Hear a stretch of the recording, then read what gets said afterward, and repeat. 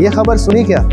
और दिल्ली में आज से 10 साल से ज्यादा पुरानी डीजल और 15 साल से ज्यादा पुरानी पेट्रोल वाली गाड़ियों को फ्यूल नहीं मिलेगा। यानी अगर आपके पास भी 10 साल पुरानी डीजल या 15 साल पुरानी कोई पेट्रोल कार है तो आप उसे कर्मा हुंडई के हुंडई प्रॉमिस में एक्सचेंज कर सकते हैं। मिलेगा आपको सबसे best exchange value, exchange bonus, plus अगर आप अपनी कार को स्क्रैप कराते हैं तो स्क्रैप पॉलिसी के तहत रजिस्ट्रेशन में भी बेनिफिट मिलेगा।